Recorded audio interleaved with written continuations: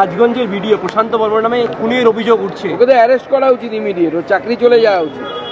শুনেছি নাকি ওনার মাথায় কোনো একজন বিচারপতির হাত আছে, জানি না কোন বিচারপতি, নাম শুনেছি। পুলিশ নিষ্ক্রিয়তা করছে তাহলে? তার ভয়ে নিষ্ক্রিয় থাকে পুলিশ।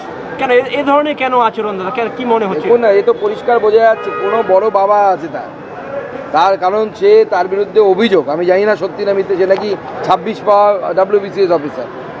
হ্যাঁ, আমি যতদিন শিক্ষকতা করেছি, আমরা তো মানুষ দেখলে, ছাত্র দেখলে বুঝতে পারি, কথা শুনে কিন্তু তাই মনে হয়।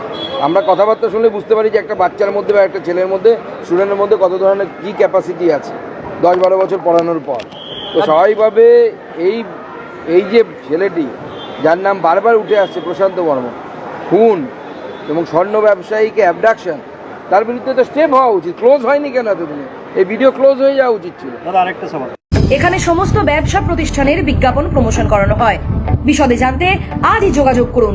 WhatsApp number 9434674111। PC news Bangla, এই খবরটি ভালো লাগলে অবশ্যই লাইক এবং শেয়ার করবেন। এছাড়াও পিসি নিউজ বাংলার যে কোনো খবর সবার আগে পাওয়ার জন্য লাইক করুন আমাদের পেজে এবং ফলোইং অপশনে গিয়ে সি ফার্স্ট অপশনটি ক্লিক করুন।